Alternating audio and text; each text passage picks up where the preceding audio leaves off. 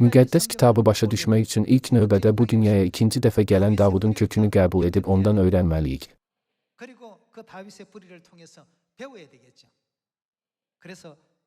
Yəhya İncilinin 6-cı fəslində isə aydın şəkildə öyrətdi. Tanrı tərəfindən cəlb edilmədikcə heç kim mənim yanıma gələ bilməz. Mika kitabının 4-cü fəslində yazılıb, axır günlərdə Tanrı bütün insanlar üçün nə edər? Orada deyilir, qoy Rəbb bizə öz yollarını öyrətsin. Bu təlimləri ondan öyrənməliyik. Biz cənnət padşahlığına nə pastor, nə də ilahiyyat doktoru vasitəsilə daxil ola bilmərik. Bizi ora doğru yola yönəldən və aparan yeganə Tanrıdır. Başqa yollar axtarmağa ehtiyac yoxdur. Bizə yalnız ikinci gələn Məsihi, bizim Məsihimizi qəbul etməliyik. Çünki o, yenidən bu dünyaya gələcək və yalnız onun sözləri ilə bizə rəhbərlik edəcək. Vəhiy 3-cü fəsil 12-də yazılıb. Qalib gələni Allahımın məbədinə sütun qoyacağam və bir daha oranı tərk etməyəcək.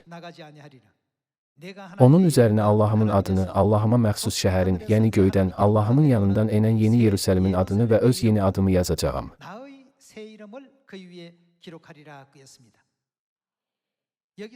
Vəhiy 1-ci fəsil 1 ayəsini oxuyanda buradakı mən İsa'ya aid deyilmi?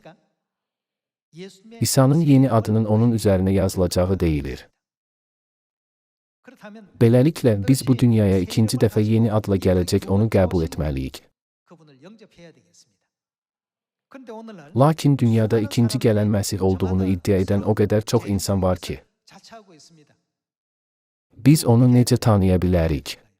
Sizcə, bizim onu tanımağımız üçün bir yol yoxdurmu? Amerika cəmiyyətində hər bir şəxsin şəxsiyyət vəsiqəsi var.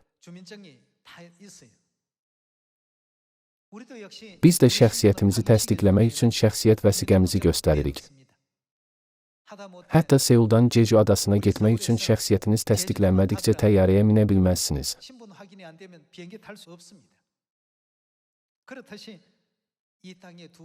Eyni şəkildə, sizcə bu dünyaya ikinci dəfə gələn Davudun kökü üçün dəqiq bir müəyyən edilmə yolu olmalıdır.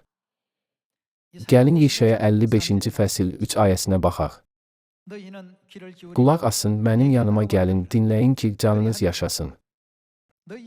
Mən sizinlə əbədi əhd, Davuda vəd etdiyim sədaqətli məhəbbət əhdi kəsəcəyəm.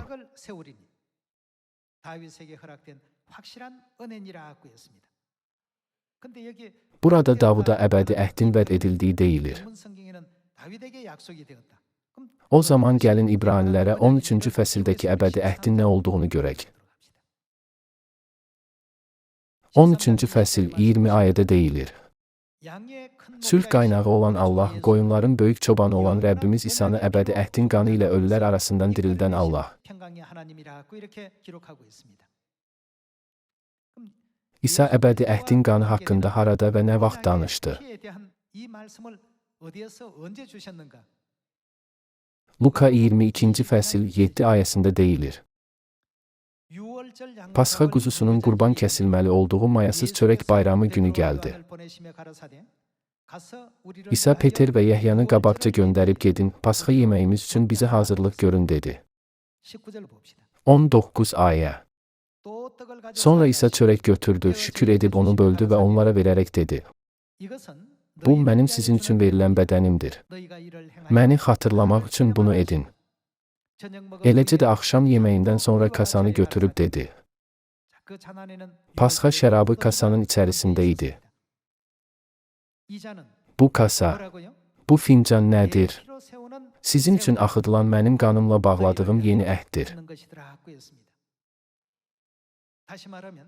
Biz təsdiq edə bilərik ki, İbranilərə 13-cü fəsil 20 ayəsindəki əbədi əhd və Yeşaya 55-ci fəsildəki Davuda vəd edilmiş əhd yeni əhdə işarə edir.